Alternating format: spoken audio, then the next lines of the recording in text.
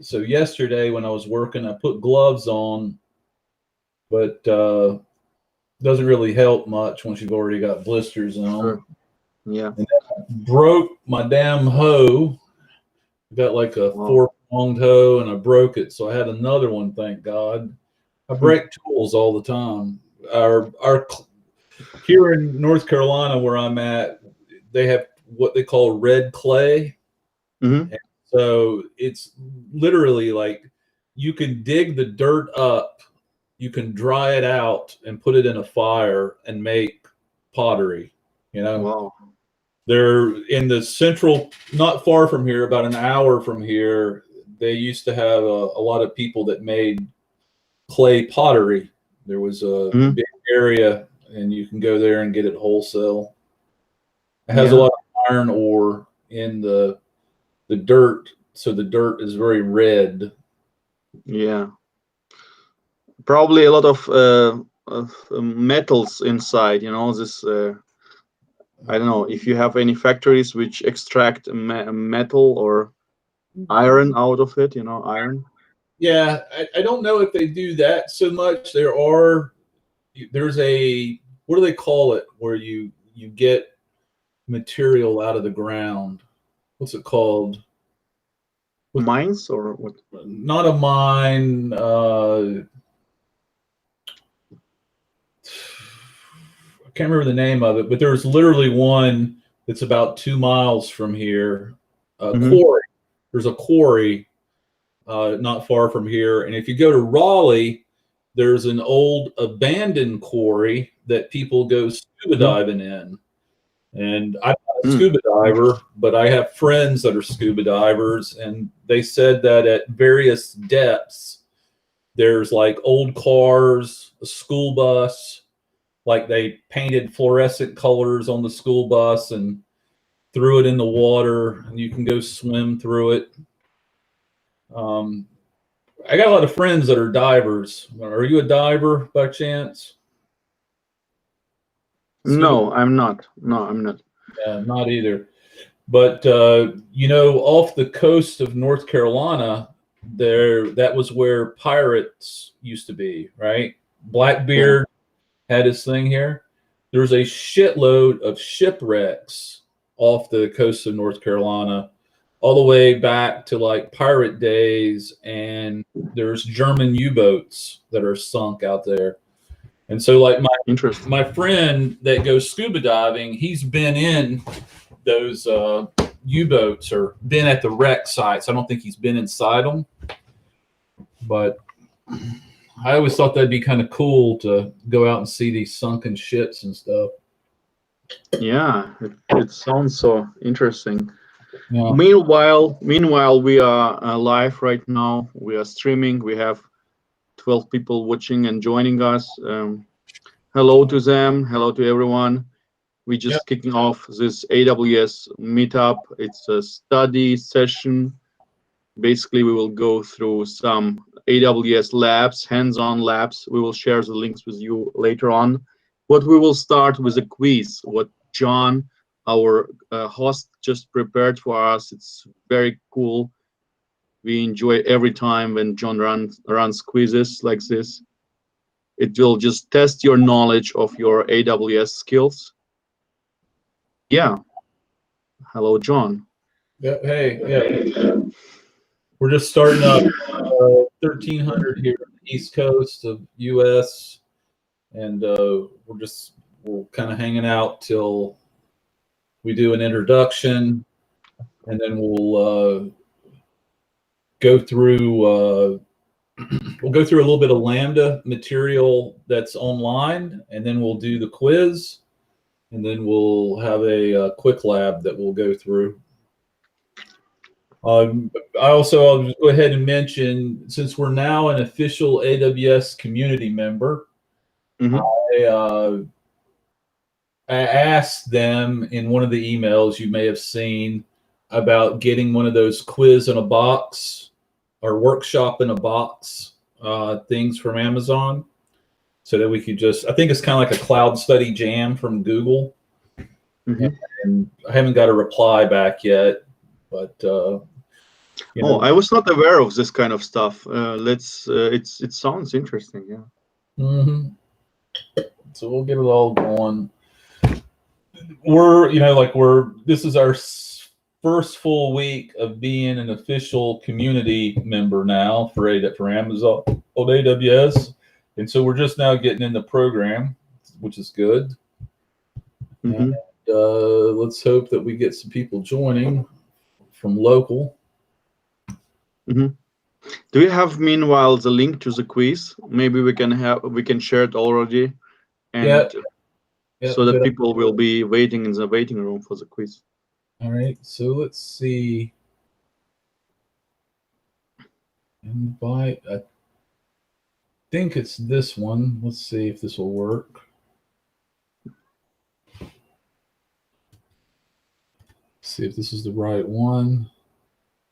Yeah, by the way, everyone, we have new questions for the quiz. John have carefully prepared them. It will be new questions. So if you were attending previous events, the questions will be new, and you will test your knowledge of the AWS platform. Yeah. So with that said, there are a couple of new questions on Lambda, and then there is one that was pulled from the AWS quiz bot. So we got that one in, and there's like 34 questions currently, but what we're going to try to do is get them back down to 20 to 25 range. And so we'll pull out some of the quizzes. Yeah. John, people are also asking for the link to the Slack, the invite link. Can you also share it with me, and I will pass it further? Yeah.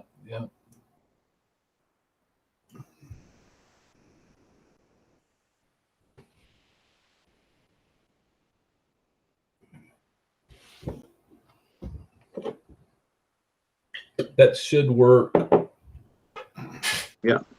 So one of the things that we've got going on is originally I started a GDG, a Google users group. And now that I'm doing some AWS work again, I started this AWS users group. Right now, I've got one Slack that's kind of geared for GCP. Eventually, I will break it out into two distinct Slacks so that I keep the two vendors happy. And I think I created a Twitter, but I haven't been using the AWS Twitter yet. So I got to maintain everything separate to be in good standing. Yeah, what I did actually, I also run several communities, and the main one is Cloud Study Network. What I did, I just created a Slack, which is kind of neutral. It's neither GCP nor AWS, and the community is there, and you can call it like Cloud Community RTP or something like this. Yeah. Because many members are finding it frustrating to switch from one Slack to another one, because for the most part, the people who will be attending both Slacks are the same. Yeah. But it's just up to you. It's not a requirement for neither of the communities to have their own Slack or whatever. So it's absolutely up to you. Okay. Very good.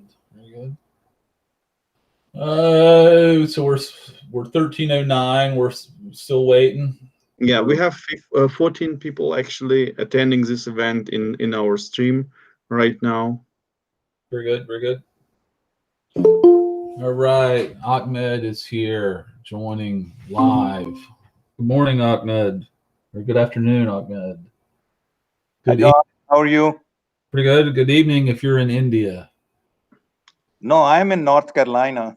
Yep. I can tell by your accent. Yep. Indeed. Hi, Ahmed. Hi, Sharon. Hi. I do have a comment. I don't know if Karen knows about this. Maybe you can. This is not AWS, but we're just still in the meet and greet state. So yeah, someone had told me a movie to watch, and so I watched this movie on YouTube. It's a Russian movie, I believe, and it's called The Checklist. Have you? Haven't heard about this one, but it sounds like it could be a Russian movie. So what exactly is a Chekist? He seemed like he was like some kind of political leader. Yeah. What is that? Yeah, it's so basically there are some kind of roles for it. It used to be like for the Soviets, Yeah.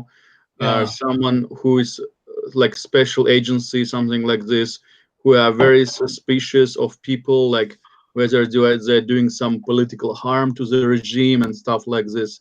So Yeah. people like this would be called Chekists. So main population would be very much afraid of them because they have very much power. They can get rid of people like in no time, take them by the night, and no one will ever see them again. So this kind of things. Yeah, and this is definitely what he was doing. He he literally did so many bad things that he went crazy. Finally it weighed on his conscience and made him go nuts. But anyway, it was something they said to see, and so I watched it. It was translated, Hmm. and then anyway, that's that. So we're Yeah, I will look it up. Maybe something interesting. I will have a look. all right. So we're at introduction to new attendees. So basically, like I said, we kind of chatted about this a little bit. Karen and I work together. I really like him a whole bunch, and I like how he live streams and generates people to the site. We are an official AWS users group. I've asked last week if you have any questions, submit your questions, preferably via the Slack. If you do it via the Slack, it's easier for me to grab. A lady in the RTP one did send me via email. And if you want my email, it's davisjf@gmail.com. And okay. Okay, says people are requesting to join. Here's Hermanchu. Let me see. Andrew. Hey, Andrew. Let me give this guy the.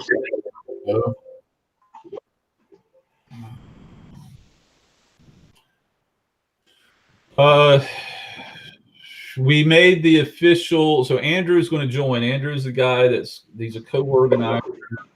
He is giving the talk on Lex. Here he's joining now. So Andrew is the co-organizer. He is giving the talk on Lex. It's for the 27th. That is it's listed in the meetup. It's listed in Eventbrite. It'll be the same time. You just join on the 27th at normal time, and you will see his talk on AWS Lex. We did AWS Lex Labs in the past, and I think Karen streamed those. You can see them on his YouTube channel, which is Cloud Study Network. Yeah. So basically, almost all of our AWS study sessions were streamed, and they are available for on-demand watching on our YouTube channel. It's Cloud Study Network. If you look up Cloud Study Network on YouTube, you will pretty quickly find it. All of the sessions are recorded. They are indexed by the date, so you will have a very easy time finding them and going through them. They are mostly like 2 hours long each. Yeah. So with that, is there anybody got any questions? Want to talk about what they're working on? Do you need any help? You got like an AWS puzzle that you want to talk about?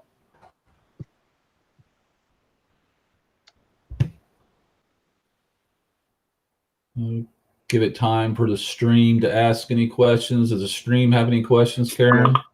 I will let you know. So far, everything is quiet there. I am sharing all the time all the important links. So again, if somebody have just joined the stream, here's again actually the link to the quiz. Yeah.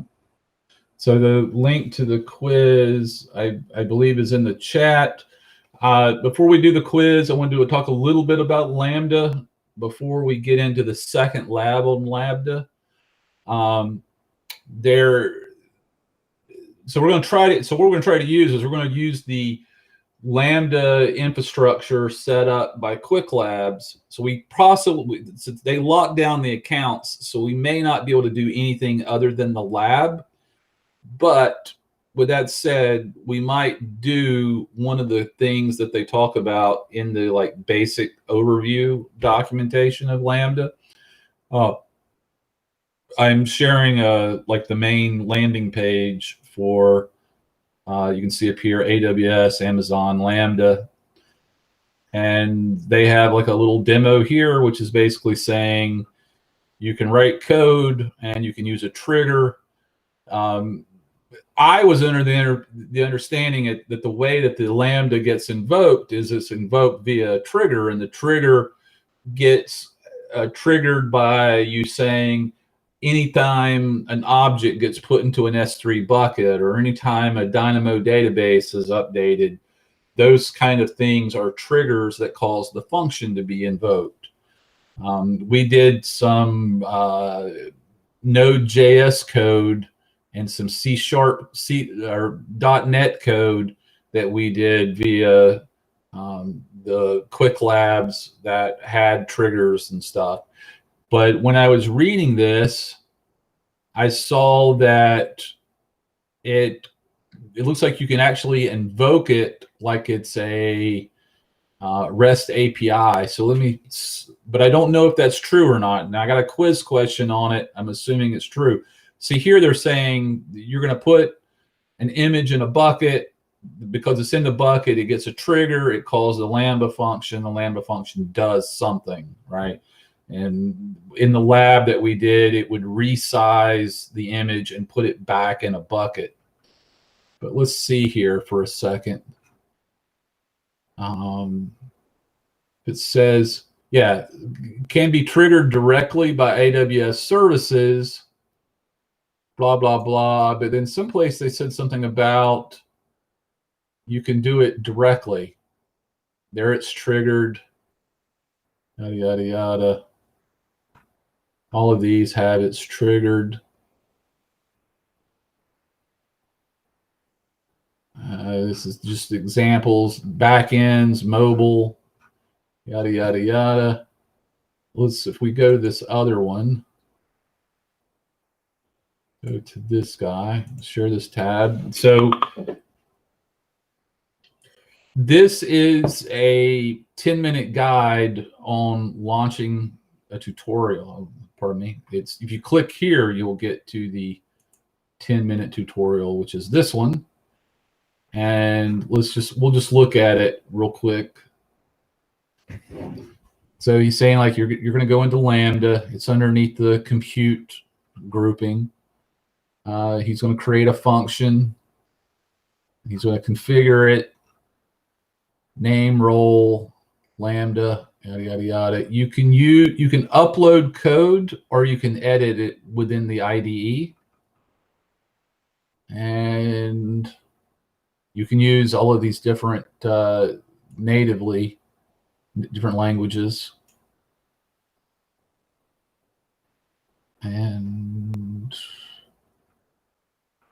invoke it. Here he's showing how to create a test app so that you can test it within the Amazon Web Services. It's like they're like creating a JSON payload, and you can use metrics to look at it. We might actually try this one with the lab that we've got.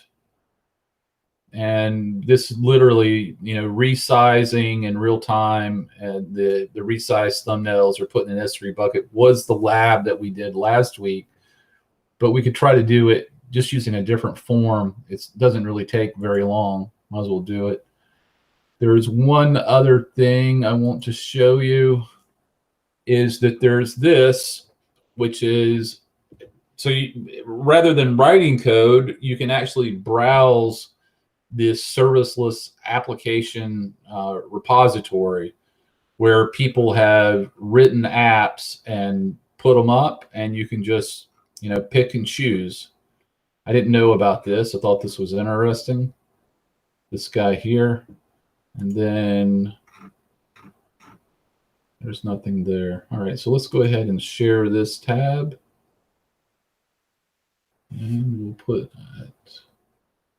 Share the tab. Let's go ahead and get. John, can you share the link again for the quiz? Yep. Because I joined. Yep. I joined late. Okay. Let me do this again. Thank you. Yep. Okay, so let's hit save. Hopefully this is okay. AWS quiz 4. What is this? Invite to the quiz, copy.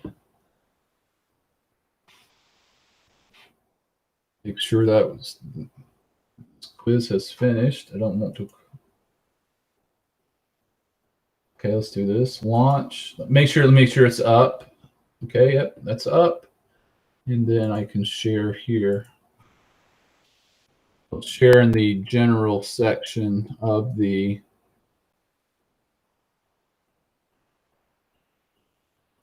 Slack as well.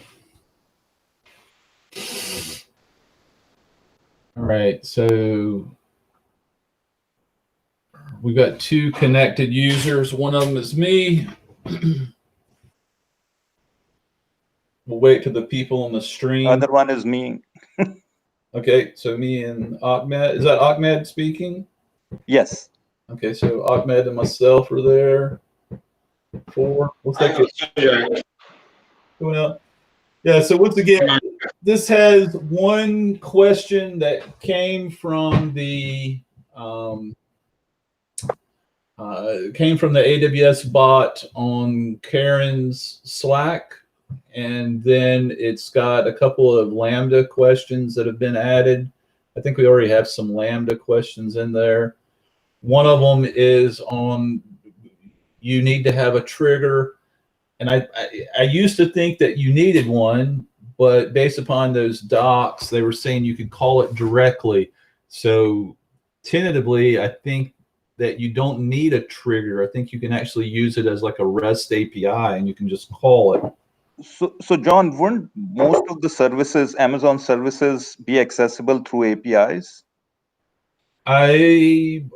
I think so. I think they're just kind of like Google. You know, you can call everything via a REST API. Right. I think this is how the third-party tools like Terraform are working. Other than that, I don't think they have any way to access this kind of services. In the Google meetup, our quizzes typically have a lot of the G-Cloud commands. So like G-Cloud services enable datafusion.googleapis.com would be a method for enabling a service. And then we went through how to create for PubSub, how to create a topic, how to subscribe, how to create a subscription to a topic, how to publish to a topic, how to list topics, how to pull from a topic. I need to get into that role for AWS. I need to start asking those kinds of questions, and eventually we will. Sorry, Karen, what was your comment that most of these services are not accessible through APIs? No, other way around. I think most of the services, if not all of them, should be accessible through APIs, and this is like a concept which many of the tech companies are chasing API first. And it will, like all other stuff, SDKs for specific languages, these are, for the most part, wrappers for the APIs, for some specific, like providing some specific functions to those languages. So yeah, I would strongly suspect that everything what these guys are doing, almost everything is based on APIs, because they need it at first, like for their own needs, and then they can also market it externally and make it available. Yeah, that's right.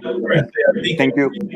Because I think that's how they build up the, you know, like in Amazon, you have this console, right? GCP has the same thing. They have a console, and that's how I think they're building that web UI, is because behind the scenes there's a REST API for everything. So Yeah. And like AWS CLI and GCP G Cloud commands, I think they all are just wrappers around the API commands, or the REST API commands. Yeah, would make total sense. Yeah.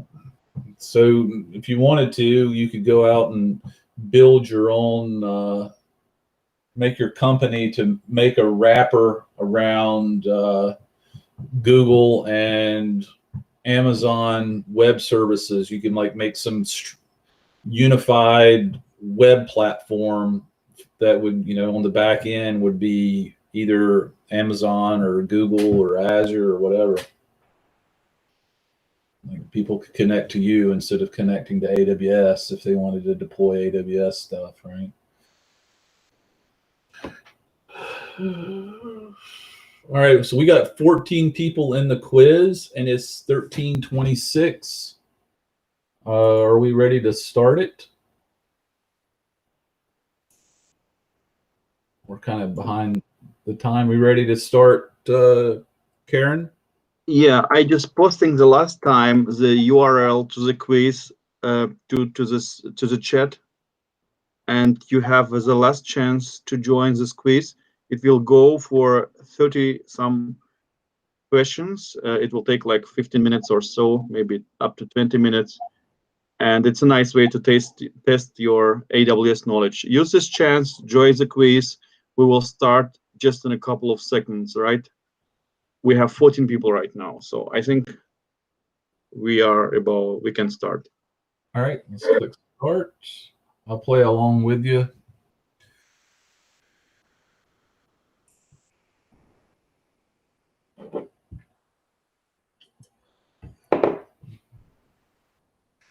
So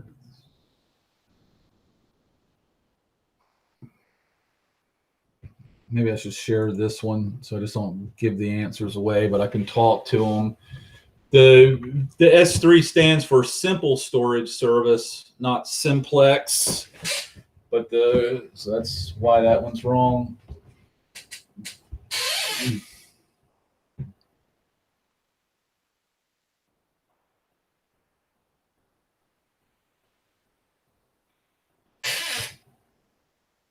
The security token service, this is a question we saw a couple times now. It enables you to do more than just create a user for using the SMS. You can use it for, I think, all services on AWS.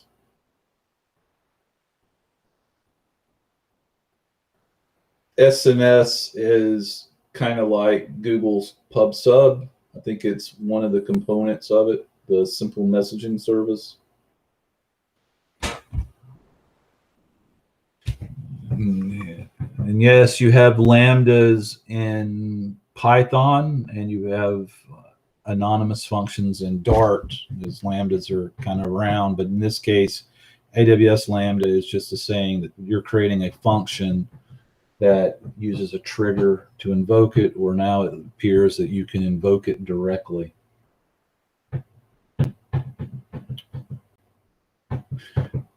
Which is interesting because, like in Google, you have cloud functions, which are like lambdas, but then you also have the ESP endpoints.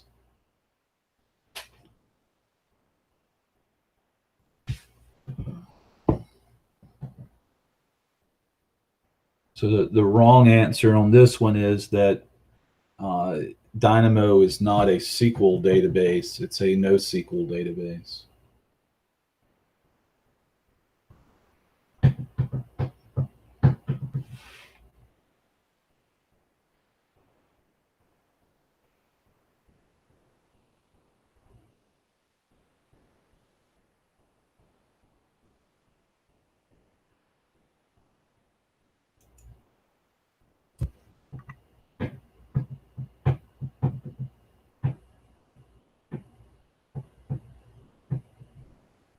So SMS and SQS are, like I said, they combine together to make PubSub, which I think one is like creating the topics and the other one is creating the subscriptions to it.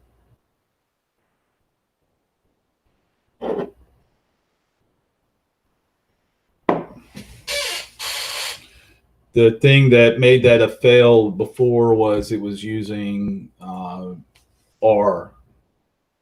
out of the box. I don't believe they support R.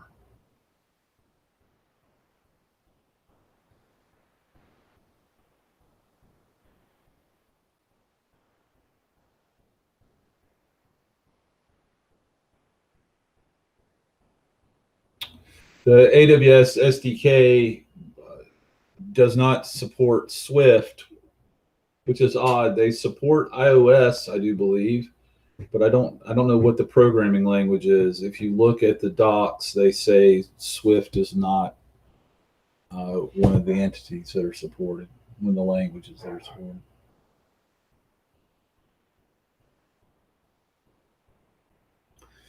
The EC2, I believe that stands for Elastic Compute, and 2 is just like the second version of it. It's how AWS enables to run compute. No, I think it's ECC, right? So Elastic Cloud Compute or Elastic Compute Cloud. So it's not version 2. It's Elastic Cloud. It's 2 C's basically. Yeah, kind of like S3 then. Okay. Exactly. Gotcha. Interesting. EC squared or something.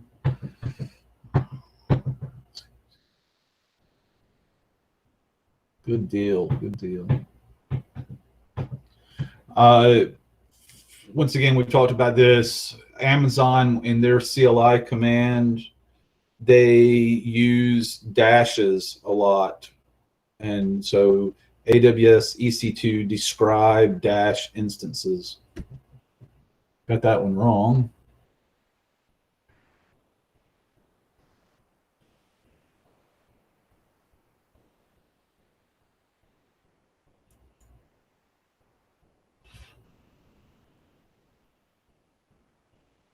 And I may have this one wrong, but I think because you need the ARN, it doesn't have the dash dash. Nope, that's wrong. It does have the dash dash in it. And you have to have the dash dash for the message. So it was the bottom one.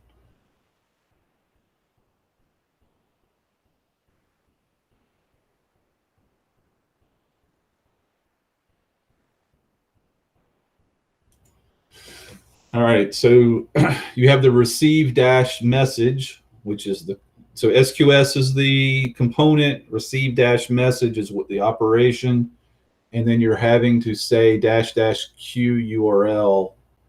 You don't need an equals. The equals in between is GCP style.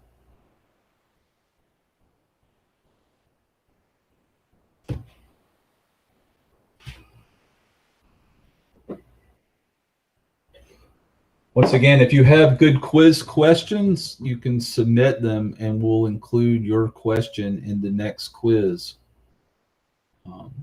And don't worry about, like right now we're doing lambdas and we're going to do lambdas for a while until we get the official workshop in a box from Amazon. And then we're going to do lets. So don't sweat if they're not on lambdas, but if they are on lambdas, that would be even better. SageMaker is kind of like Jupyter Notebooks from Amazon. It's kind of like Data Lab notebooks for Google. SageMaker does have pipeline capabilities, so it's not just doing like prediction and training. You can actually do the pipeline for doing data cleaning and the ETL, right? ETL is entity transform load.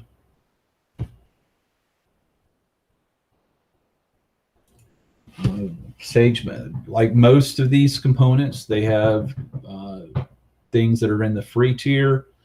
If you're using smaller instances, they're typically free.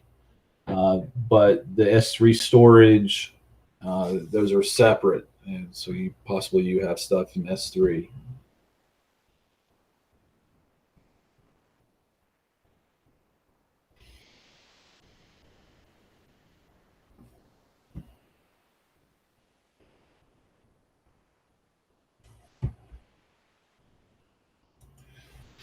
So with SageMaker, you can go directly into a notebook, like a Jupyter notebook, but you can also go into like Studio, and Studio's like Jupyter Lab. It's the same thing with Google. You can have a just an individual notebook, or you can have a lab set up for it that has a collection of notebooks.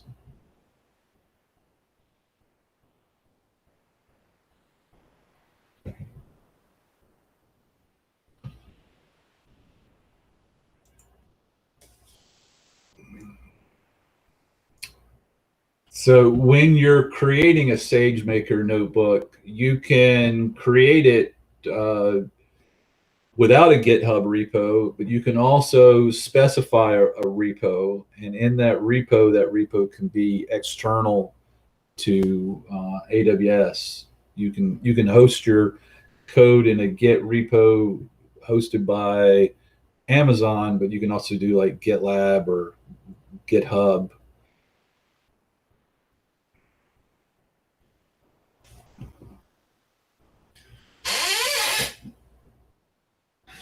So like Jupyter Lab typically has R. If you pull in like Jupyter Lab, Jupyter Notebook from Conda, they'll have the option of pulling in R automatically. With SageMaker, it's not native, but you can always add a separate interpreter to get in to R. And that's what I'm trying to say. It's like natively, meaning that it's out of the box.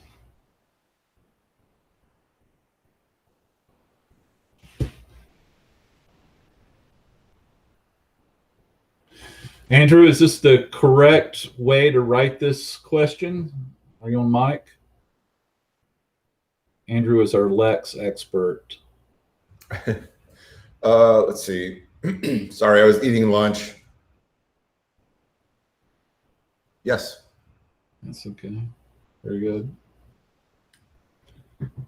I pulled this from like the help pages, simpler, like when we were looking at that AWS documentation before we go.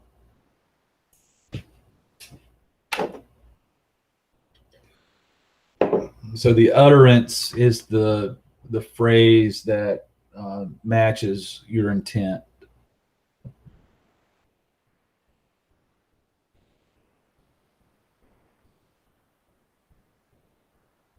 So an intent would be something like, I want to buy X, or I want to get flavor X.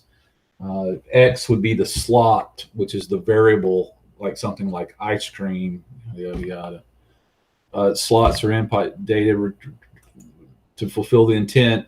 Slots are like the variables of that phrase, which makes the intent. I want to order X, where X could be one of the three items that you might specify. You might specify books, magazines, CDs, or something. And so he would be looking for one of those three phrases as the slot. And if it wasn't one of the three, he would come back and with some error.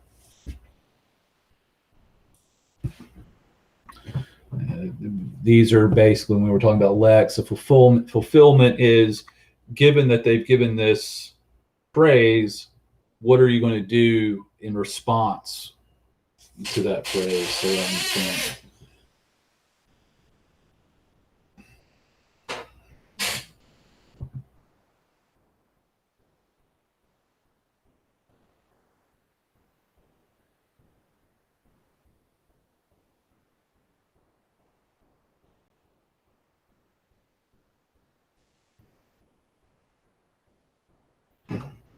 So we talked about this before, you know, your telephone, it all goes back to T1. T1 had 24 voice channels, I believe, and they were 8 kilohertz.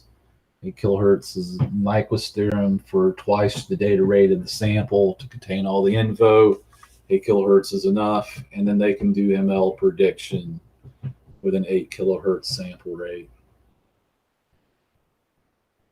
So you could use Poly to take phone calls, turn it into text, and the text could go hand off to Lex.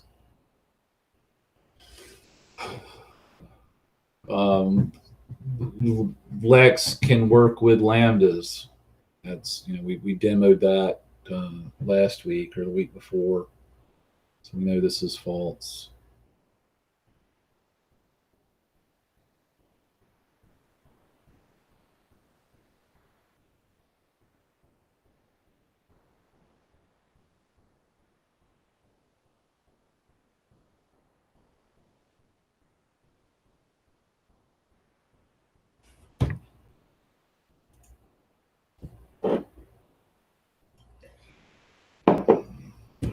A lot of this was like parlance for Lex, trying to get us prepped up for Andrew's talk.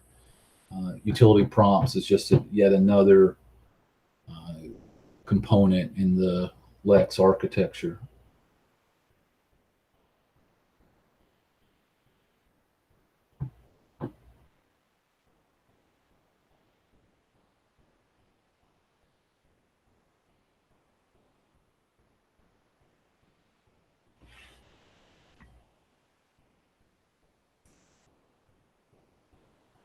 Yeah, so this is interesting. Like it says, Lex supports the following SDKs. You've got iOS. iOS is written in Objective-C or Swift, but then they say they don't do Swift. So I don't understand this part really.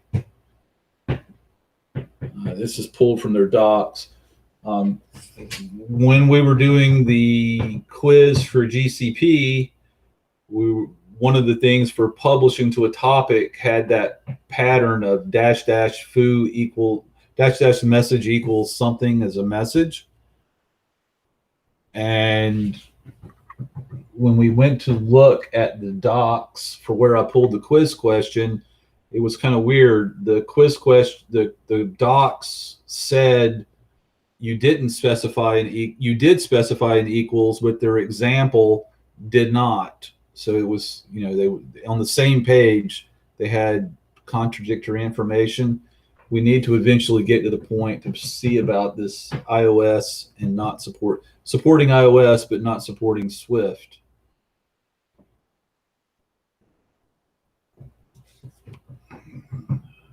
And so in this question, basically Amazon and Google are all trying to get ML capabilities out to non-programmers, not even data analysis type people. So you can use this and it will build the ML model for you.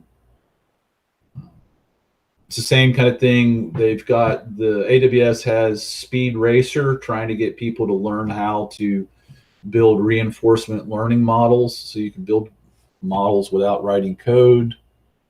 And they've got the I can't remember what it is, but it's the keyboard that works with GAN neural networks, where you build up something. It's like two neural networks. One's building up things that he wants to try, and the other guy is saying, no, that's not any good, or that is good. And that's the whole thing about GANs. One guy builds something similar to what he's seen, and the other guy judges it to say, yes, that's good or not.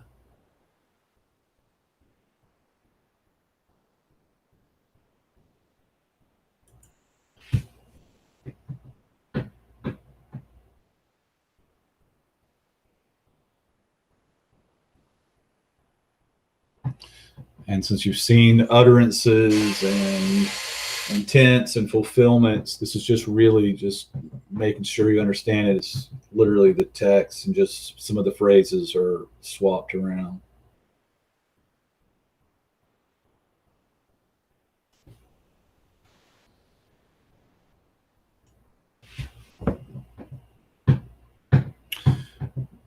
This command, it's the first one is the answer because it ends in that trailing slash. If you don't have the trailing slash and you did the second one, it would literally show you the just the bucket and not the contents of the bucket. And the question is list the contents of a bucket. The one at the bottom is wrong because it's missing the S3. This is one of the AWS quiz questions. Came from the bot.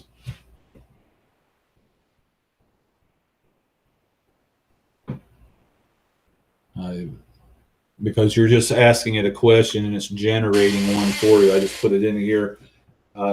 It's on CloudFormation. Sadly, I don't know anything about CloudFormation, but I did know enough that policies are something you could use. So this one was kind of easy.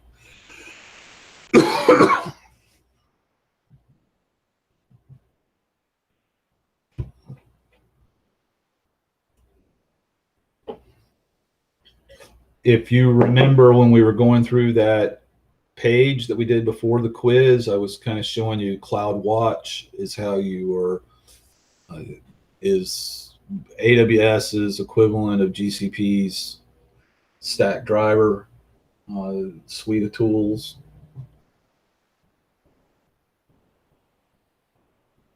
Everybody got that right? That's good.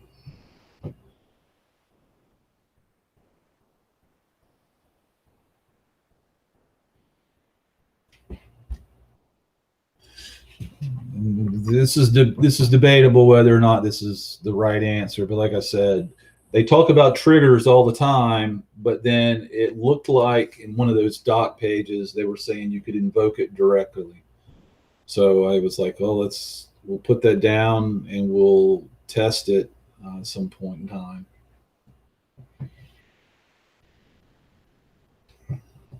There are no winners or losers of this. This is really just kind of like, you know, having a good time, seeing if you know the questions. Some of these are easier than others.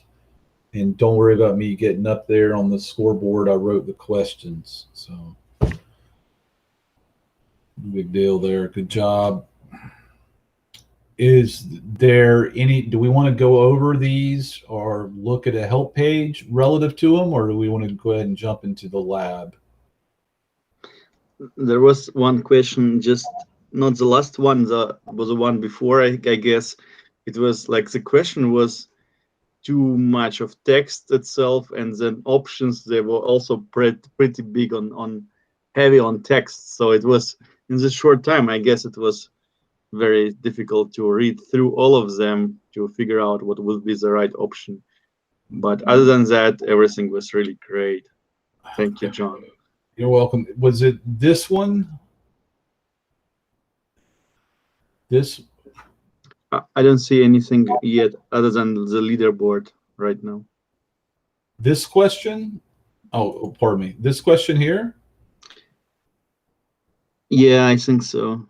That literally, it came from the AWS quiz bot. Yeah.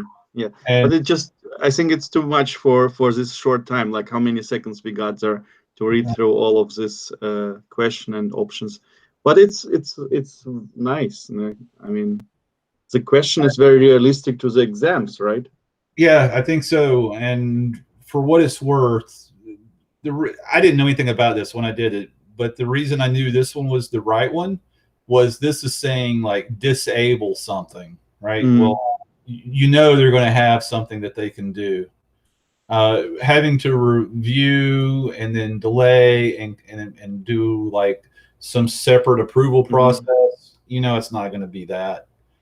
Configure anything to like roll back, you know, that's not going to be it. When you've already seen creating a policy on something you want to protect, so you kind of know that's the right answer. They're gonna put something in there to protect what they've got. Yeah, makes sense. So let's see, what is, we'll share this one. All right. Where are, okay, so the last time we did this one here. We did this one last week. We'll do this one today, unless somebody wants to do one of these other ones here. The nice thing about the second lab, Introduction to Amazon API Gateway, is that it's free, right? Yeah. Everyone can join it, actually. All right. John, can you share the link, and I will reshare it with the stream? Yep. You may share this one, or you want me to share the one that's directly to it? The Introduction to the Amazon API Gateway. Okay, let's do this. All right, share this one. Hey, Andrew Burris. How you doing? Sorry to join you late, but good to see everybody. How you doing? Pretty good, pretty good. So Andrew is a co-organizer for the GCP, and Andrew, we met like 2 years ago when we were hosting this in real life. Mm-hmm. And Andrew Shirt is the co-organizer for the AWS, and he's giving a talk on Lex on the 27th. So very cool. We've got 8. So Ahmed, what would it be? It would be A2. We've got RTP A2 here. I'm trying to be an entertainer in my bed. That's true. I didn't get the acronym. Sorry, I was a little slow there. Earlier we were talking about EC2s and S3. Those are actually like simple storage service and elastic cloud compute. That's how they say EC2 and S3. Yeah, okay, EC2, yeah. Gotcha. All right, so we're starting the lab up, and I'm going to drag this over, and the console is up. Hopefully I'm not logged in any place, and it will log me in directly. It did. Good. And I will drag this over. I will share the console. All right, so what we're going to try to do is we're going to try to buzz through this lab as is. And then if we have any time left, we'll try to experiment with that 10-minute lab that was shown at the beginning. All right, so let's look and see what they're going to do here. We're going to create a simple FAQ microservice. I will have a JSON a random question and answer pair. Interesting. If that can be seen, but so this is interesting. So this is not a trigger. This looks exactly like what they were trying to do. They're trying to call this thing directly, right? I think that's what they're doing. So there's no, so they're like making a RESTful API on it.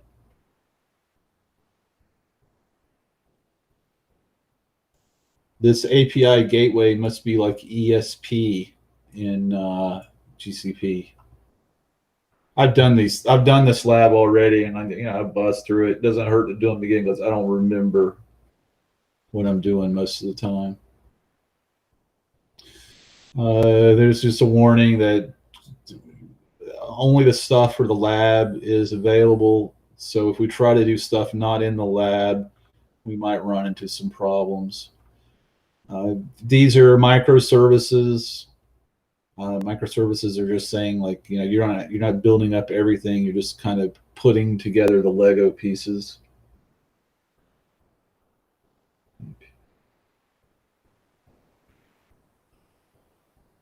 This gets back to what Karen was saying, the API first strategy. They write the APIs, and then based upon that, you can go and build up all this.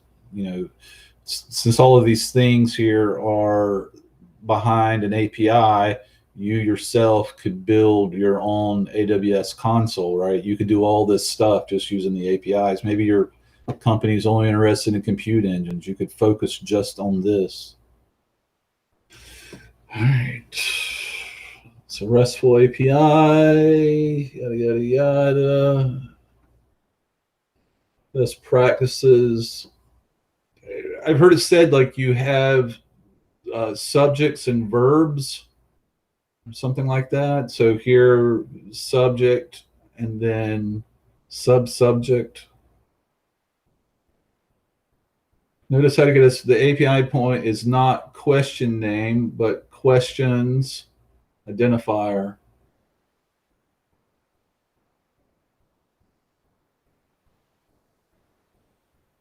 Right. Yada yada yada. Let's look at Slack just for a second. This guy. Do they have anything here? This is like just showing you everything.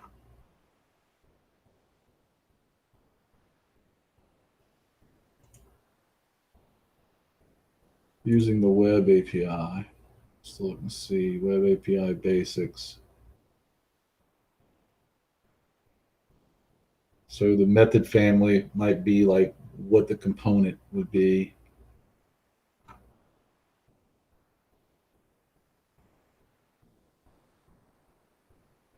There's a, here's a noun, verb.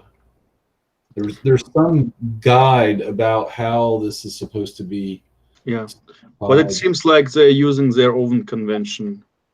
Yeah, I don't know exactly what the spec is, but basically with APIs, unfortunately, a lot of companies are coming up with their own conventions or what rules, whatever.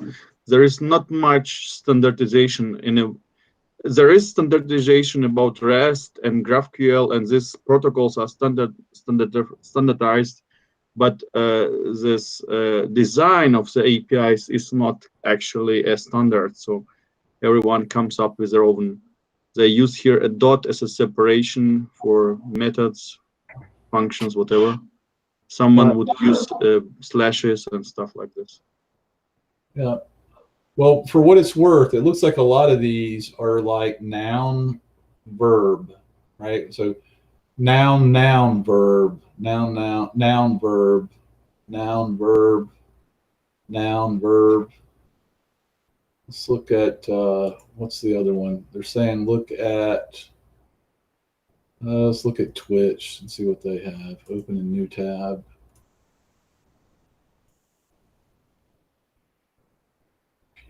So yeah, I mean, like they could be exactly what you're saying. These look like noun, verb, adds. So the endpoint is the verb, maybe.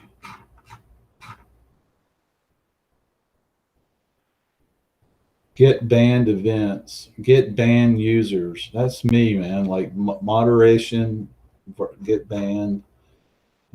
I get banned all the time.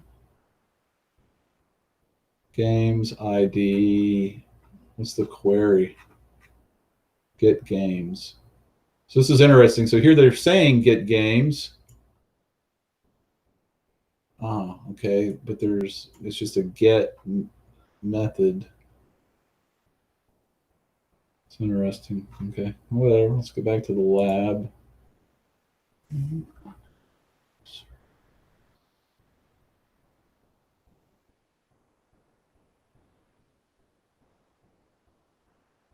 By the way, there is a book called How to Design Beautiful APIs or How to Design APIs You Want to Use, something like this. There are a couple of nice books about it.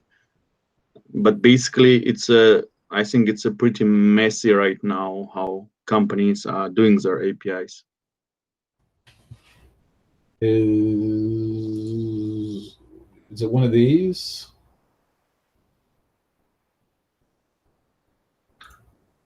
Yeah, something like this, I would say. It's not exactly the one book I have in mind, but there are plenty of books like this, I guess. By the way, speaking of like this look inside thing, like I'm just clicking. I don't know what, I'm just like killing some time, but I was looking the other day and there was a book up here that was like look inside, and I can't remember what it was, but I was like, dude, why do I need to buy this book? You've got so many pages in here. It was incredible. Whatever. All right, back to the ranch. Talking about resource.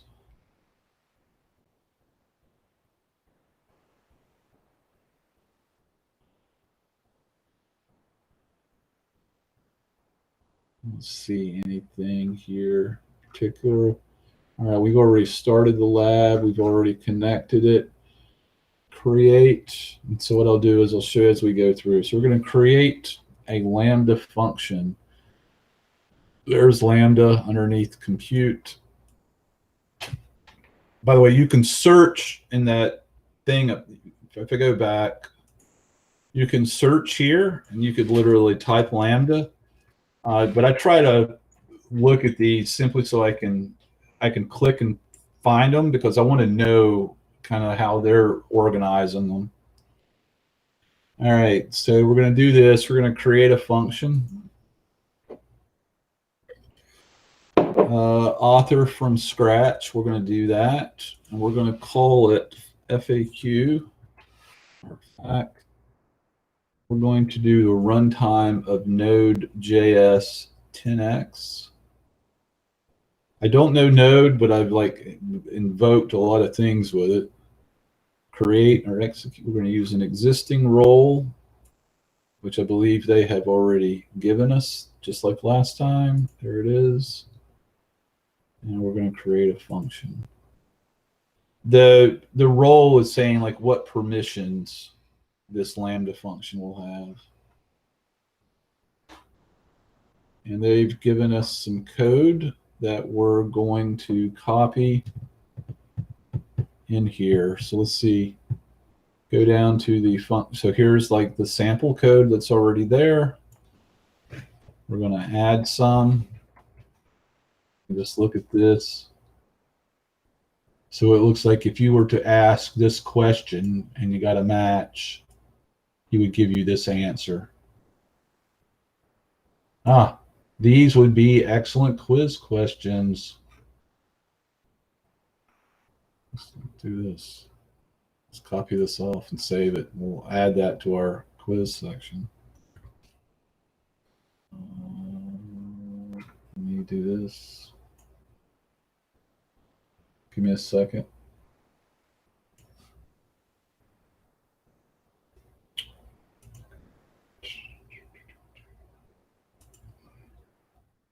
All right, so I added, so we'll throw those into the quiz question bucket. All right, and then what else is he doing? That if we hit do Control Z, let's look at that handler. So the existing handler by default, it's a 200, and he's doing a JSON stringify and return. Okay, what did he do? Oops. I copy this again. We'll put this right so we can see both of them at the same time, just to see what he's doing different.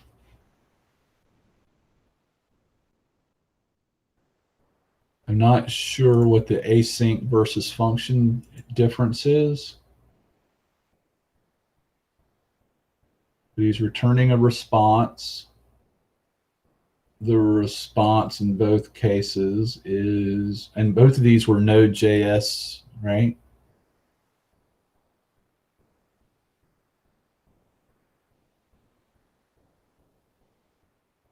They both have a JSON in them. This is just stringifying something from up above. And then he's logging it. So I think this, when you do this, it shows up in your log, kind of like, I think that's their CloudWatch log. And we'll try to see if we can see that in there. Okay. Examine the code. Scroll down to the basics section, which is here, basic settings. And we're going to add a description, which is totally optional. Provide a random FAQ. Still in Node.js 10x. The handler was the same. That's the actual function that gets called when this thing gets invoked. We're going to save. We still have our Lambda function as our existing role. go to the developer section. It's designer, not developer, I guess. Okay, designer. Okay, very good, very good. Is that up at the top? Designer. Okay, very good. All right, so there's no trigger at this point in time. We're going to give it a trigger. API gateway. So let's look at this for a second.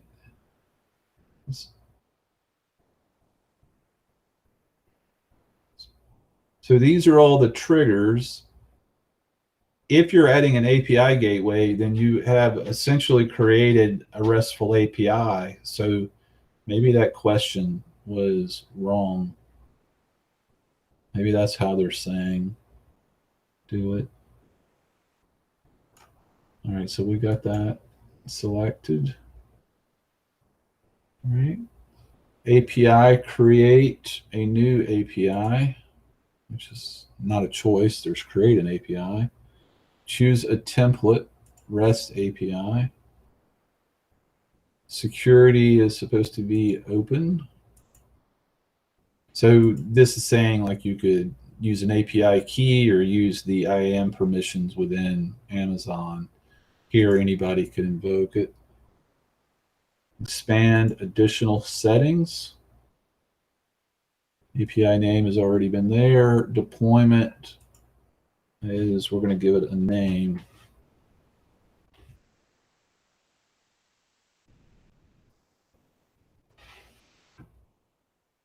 All right. And then click add.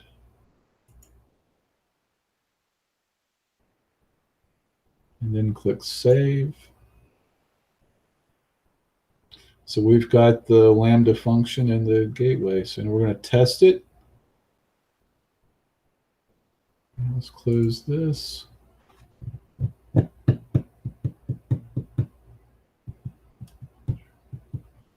Under API gateway, click the right arrow to view the details, which is here. Okay.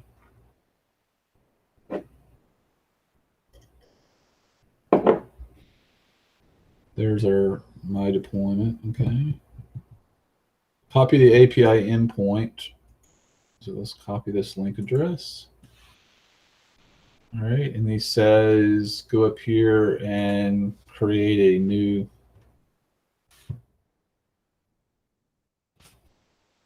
All right, and we get back one of the random questions.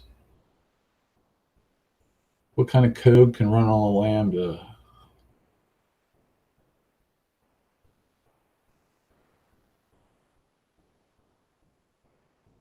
Very good. Let's refresh, see if we get a different question.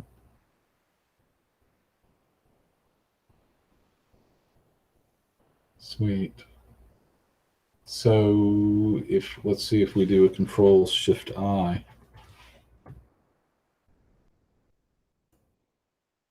Yeah. Okay. Very good. There's nothing. It's just showing the results. All right. So we did that. Close. John, great Yep. bunch of questions for your quiz. Yeah. So over here, if you see, I created that right there. I copied those in there. All right. What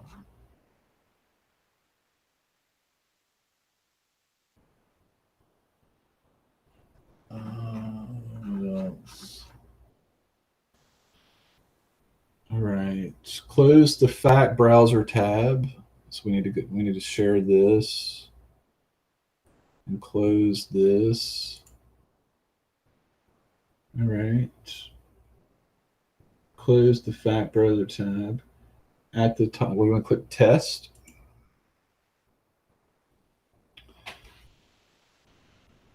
Event name.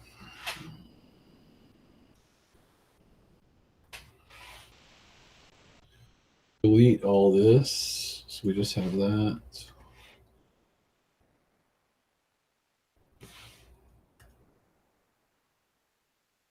All right, so because you're not asking, you're going to get like a random question answer. You don't need to specify anything. So all we're going to do, we're going to create this. This gets highlighted so that we can go ahead and click test.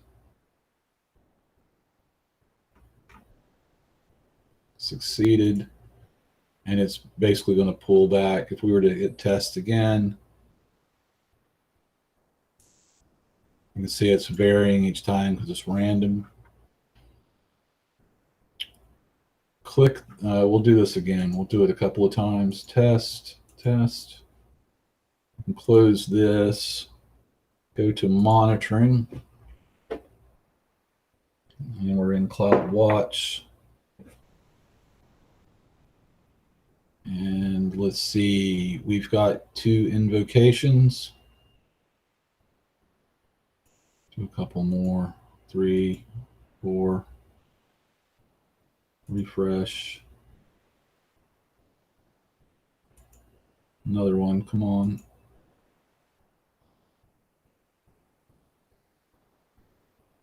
So he's only, so this is lagged. He's only showing 2 invocations, and we have tested it a couple of times. Unless that test doesn't work here.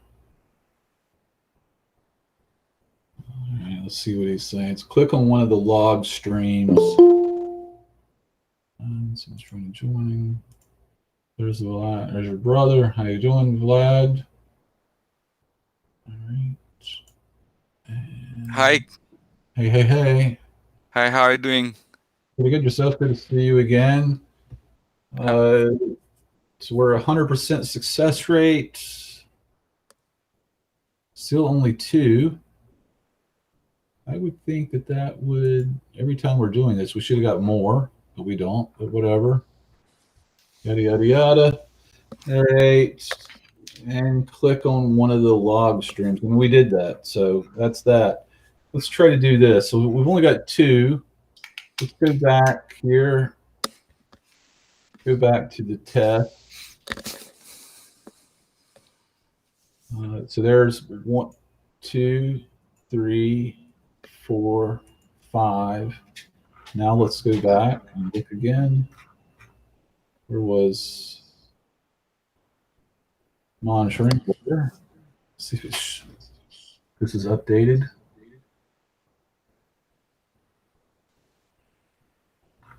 Invocation. There we go. Now we've got a lot. He's showing 11 up there. So it appears that while you're in here clicking test, for whatever, it doesn't update it, or it's lagged. That's actually it for, if you look at this, you can see there's not much. That's it, right? It was pretty trivial, but let's see if we can do some more things with it. First off, on test, like you're like, oh, I've got the test. I want to change it. How do I go back and edit the test? Go to here, and let's create a new one. Let's call it, let's get a hello world. Doesn't really matter, right? And we'll just call it testy2, right? And let's create this.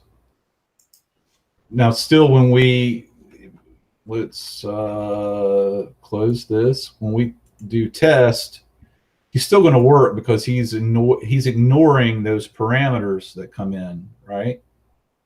So let's go to the configuration, go to this code, and let's see if we can't look at what came in for the event and the context.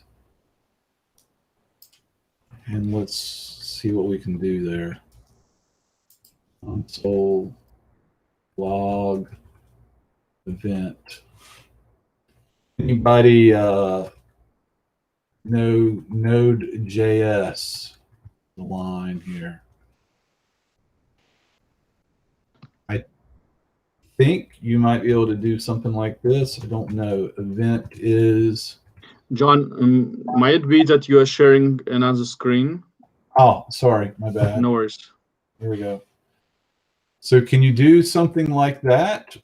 How do you do that in JavaScript? Which is basically what Node.js is. You do like that, or do you have to do like this?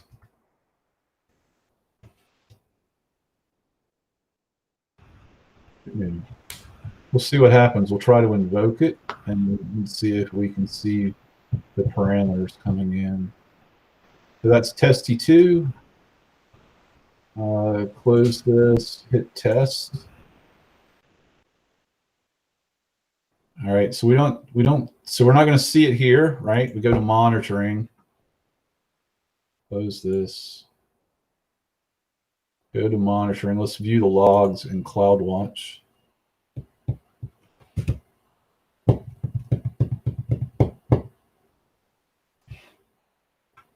All right. Maybe 816. Maybe it's this one.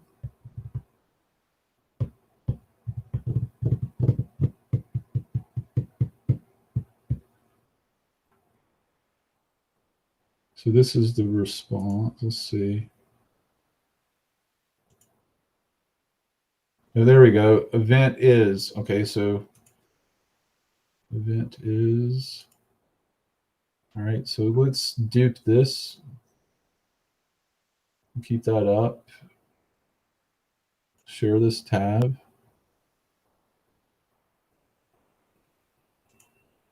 Let's try and see if we can see that parameter coming in, right?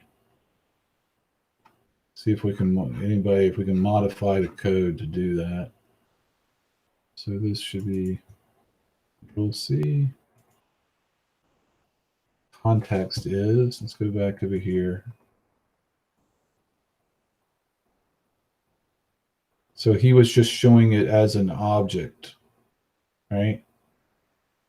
So I think to get the value of it, I don't know, like I'm doing Dart versus, I'm gonna do like this. Maybe this will work.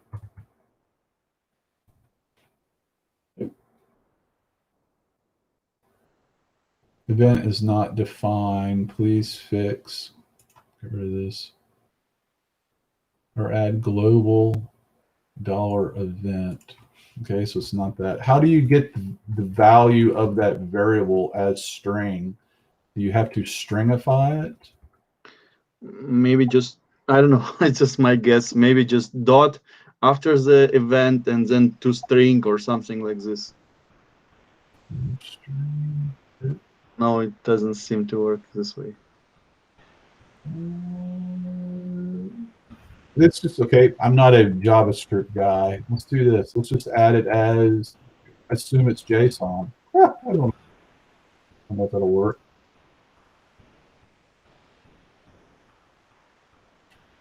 All right, let's just do this. How to get the result of an object. JSON. Node.js. How to get value of, how to get string value of object.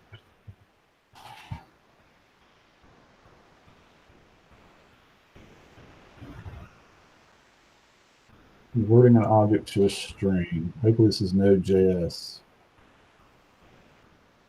Ah, and they do use a plus. Okay, so we got that part right. And there they were saying stringify, which is what I was going to try. Or stringify, which is the same answer.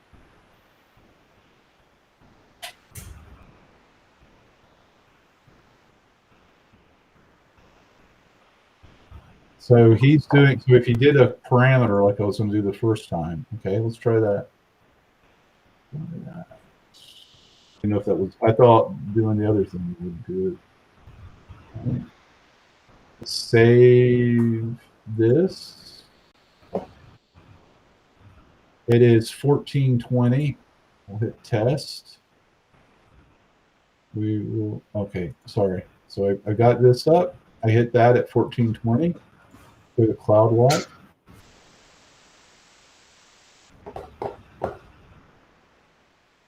1420, which is this one. There we go. Sweet. I don't write code, I just read Stack Overflow. So the event contains what the parameters were from the test.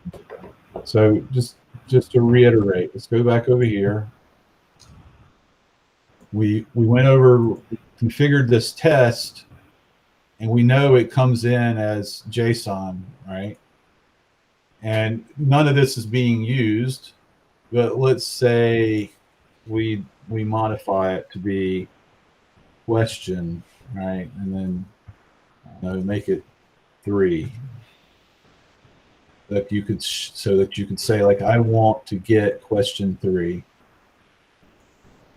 Say, was it sharing that tab? It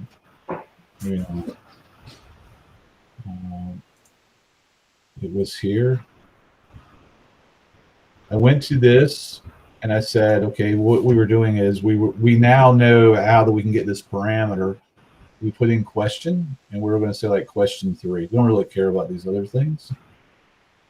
And then we'll close this. And then see if we can't get that code to say, instead of like random, let's say that instead of doing this, I don't know JavaScript, so bear with me, var rand equals,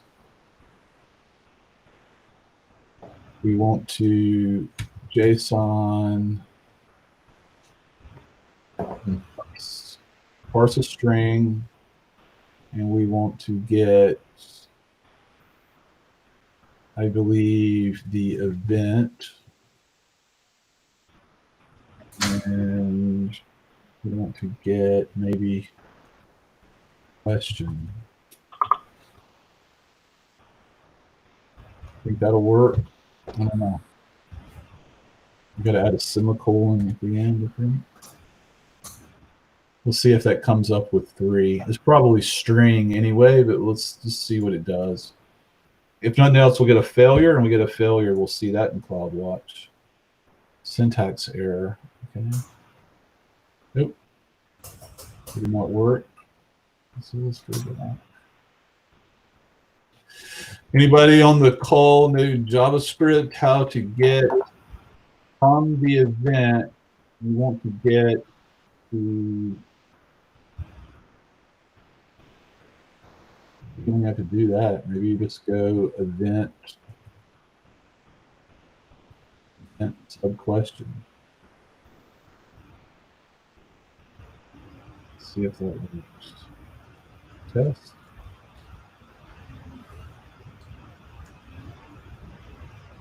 That succeeded. Okay, quote selected is 3. So let's look at the code. What is question 3? 1, 2, 3. When should I use AWS Lambda versus EC2? And that was not the third one. What kind of code can run on AWS Lambda? Of course, probably goes from 0. So 0, 1, 2, 3. There's the, so yeah, literally we picked out the third question. What did it, I don't know Node.js, JavaScript. I'm just winging it. All right, so let's do this. Let's stop sharing that and share this simple thing that they had, simple demo, which was this one. And we present that. We got 22 minutes to go. Where's the, where are we here? Present now, Chrome tab. I think it is this one. Nope, it's not that one. Share this tab. We'll try to do this little quiz here on Lambda. So we've already got a Lambda up, create a function. We'll do blueprints, and this one we'll do a different one. Okay, so let's go. John, can you please share the link to this lab, whatever it is? Yep. This came from Cool. the Amazon site. All right, so just for grand, so we can get back to it faster, I'm going to close some tabs around it.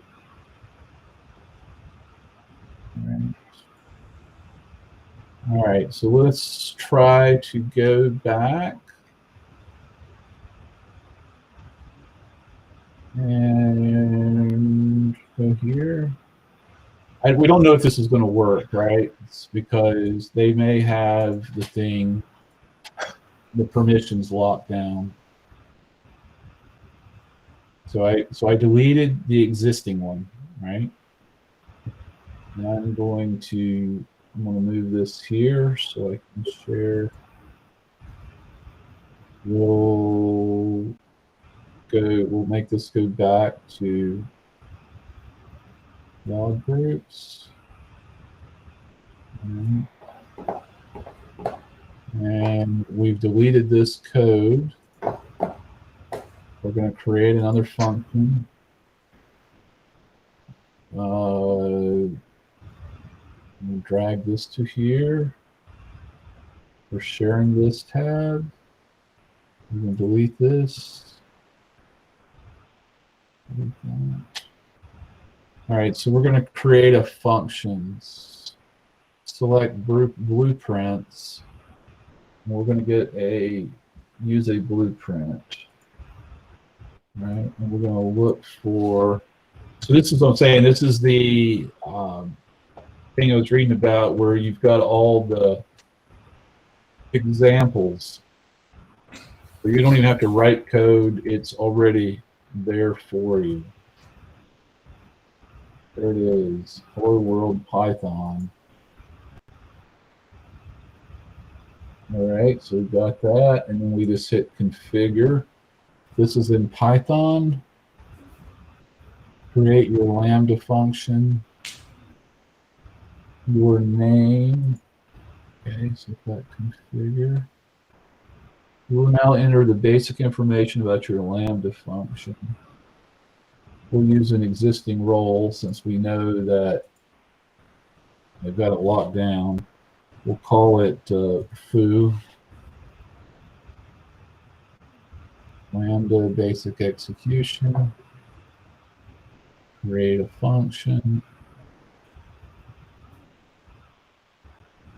It's interesting here in the tutorial, they're saying Python 2.7, but when we picked that, I saw it was Python runtime Python 3.7, and it still is Python runtime 3.7. Okay. So all that's the same. They're saying leave all the defaults and create function.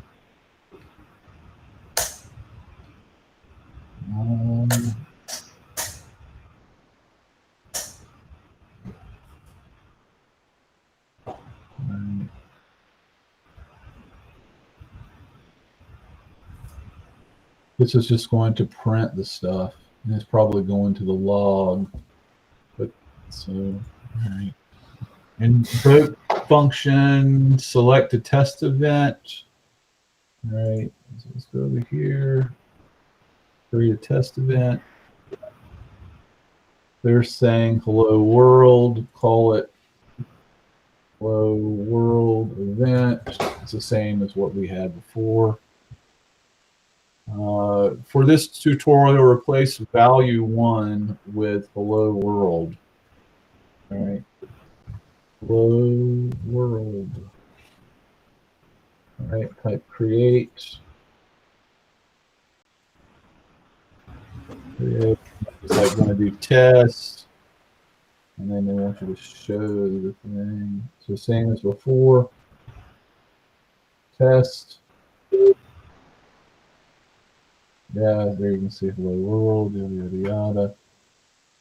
And then What are they saying? Do the execution results section shows the results. The summary section.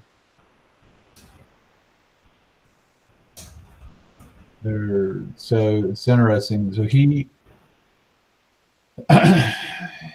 he has in this thing, they're showing the output coming up in the top and this summary section when that lab is out of date because it's a little different.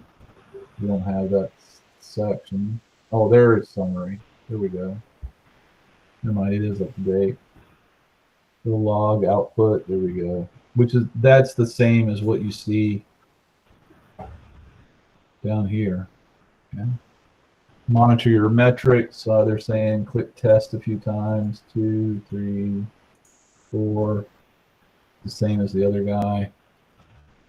Select monitoring, which is the tab. There's this. Monitoring. Same as what we did before.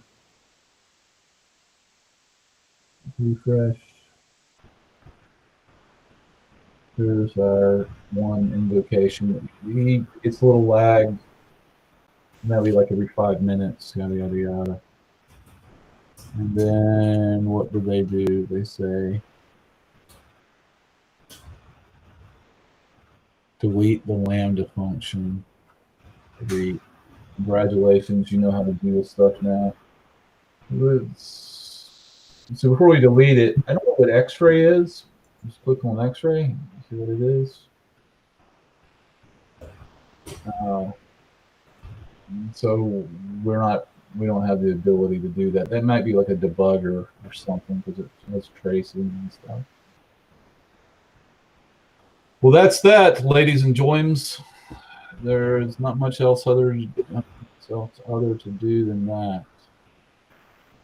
Anybody got any questions or comments? It was very smart to use the same session to go for the second lap, like additional one. Very cool. Yeah, just use their material. The more you do these things, I think you learn about it, right? I mean, maybe it's trivial stuff, but at least you're seeing something, and it begins to build upon you. Vlad, I see that you like plants. You're a natural man. With his mic turned off. He's not hearing me.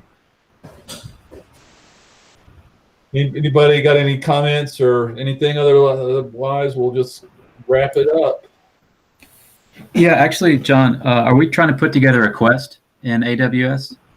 So, kind of, sort of. So with the AWS, where is let's close all this. Where did we pick this up from? Here, let me present this. So for the AWS in this lab, cancel, whatever, yada. So last week we did this one. This week we did this one. Both of these are free. This next one in this quest series is it's like a 8-credit one. And it's like after that, it's a Lambda, SNS, and Slack chat bot. I remember that modified the Slack channel, yada, yada, yada. And then you're doing a text to speech. Okay, what's the name of this quest? If you can scroll up, please. Yep. I think it's like AWS serverless design with AWS. Okay. And by the way, when I saw this, I thought this was like a praying mantis. That's the Lambda logo. Yes. Yeah, that's the Lambda slash. Yeah. So we're an official AWS group now, and I asked AWS for a workshop in a box, which is similar to GCP's Cloud Study Jam things. And maybe they will provide something by the time next week rolls around. But if they don't, we'll just pick up from here. Okay. And we'll do this one next week. I don't know enough about scheduled events and CloudWatch events. I've done this lab already, but we'll just do it again. And I'll throw in the quiz questions from the AWS bot that Karen installed, yada, yada, yada. And maybe we can use your, Karen, we want to use your AWS, your Cloud Study Network Slack for this one. It's the 4th one when we get there. Yeah, why not? We can anytime use our Slack, which is very populated, and it's neutral. It's about cloud computing, cloud native. We have a separate channel for AWS stuff. We have a separate channel for AWS exams and certifications. So, and plenty of people who are knowledgeable about this platform as well. Yep. I think I can, let me stop presenting and share his thing. A window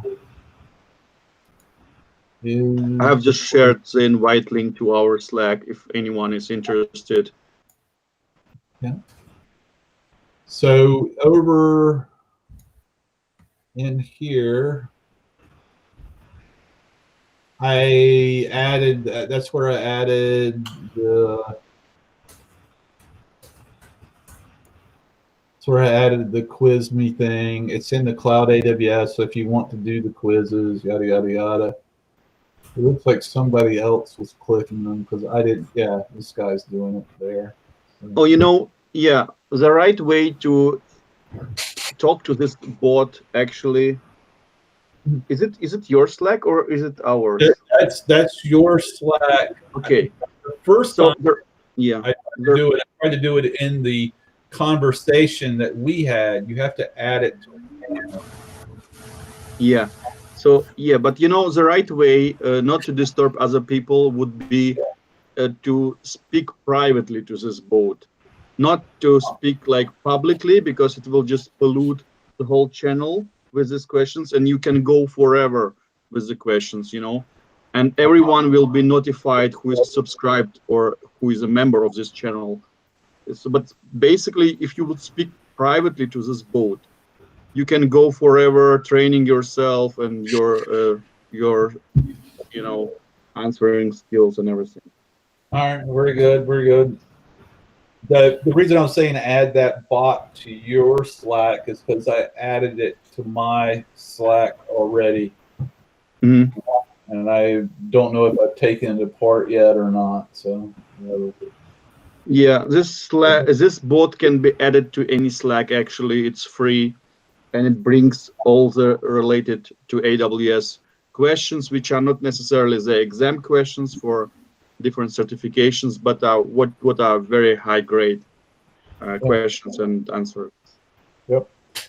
All right. Well, ladies and gentlemen, I've got yard work to do, and it's been nice. I appreciate you guys joining up. I will see you next week.